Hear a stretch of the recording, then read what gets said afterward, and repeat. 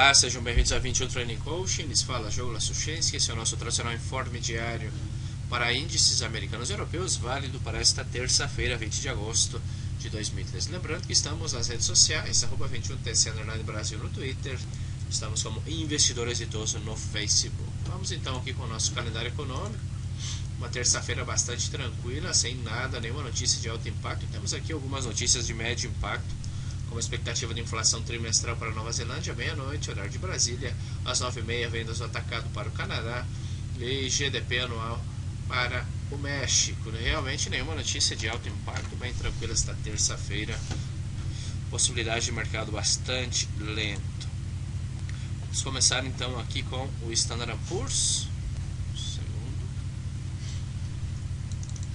Vamos aqui com o SP 500. Os índices que seguem com a sua caída, né? Vemos que o Standard & Poor's aqui no diário executando a formação em B, tem essa zona de suporte agora dos 1.640, uma vez que faça a ruptura poderá visitar os 1.625 pontos sem nenhum problema. Segue aí, bueno, executou a formação, né? Formação do ombro, cabeça a ombro, que havíamos comentado, vejam como rompeu, executando tecnicamente pelo padrão. Vamos ver aqui, pelo padrão já estaria pago. O movimento do ombro, cabeça a ombro. Obviamente, se fizer a ruptura, poderíamos esperar algum movimento mais vertical. Em 4 horas, movimento tendência bastante esticada, já seria bastante prudente. Um padrão de continuação baixista no diário. Vemos que no semanal também tem espaço e poderá vir até aqui os 1.624 aproximadamente.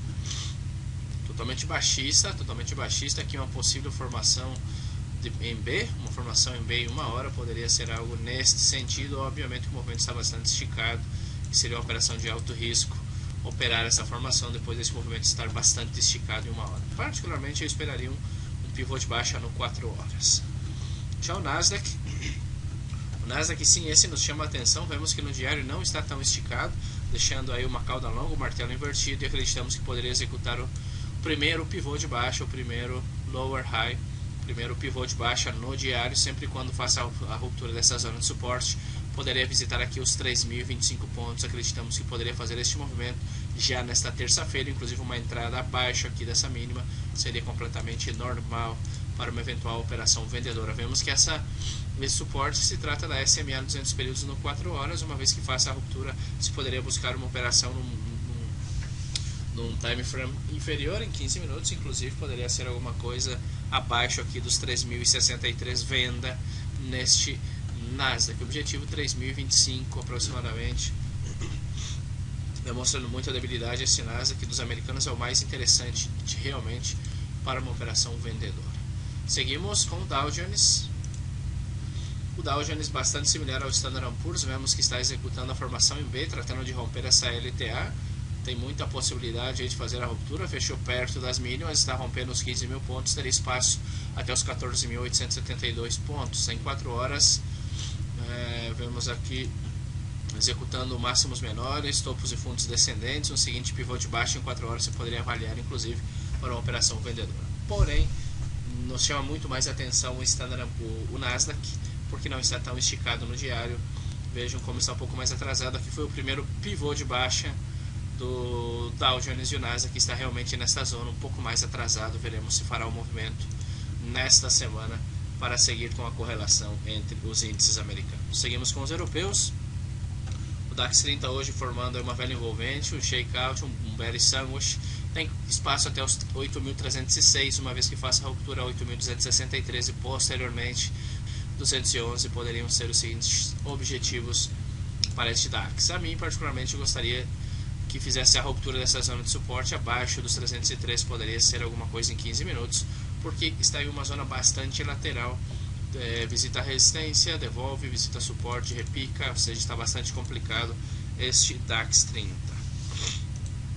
Porém, é totalmente bearish, totalmente baixista. Aqui está o K40, o índice de Paris. Vemos no diário fazendo uma vela envolvente, tem espaço até os 4.051. Se fizer a ruptura, 4.000 pontos seria um seguinte objetivo.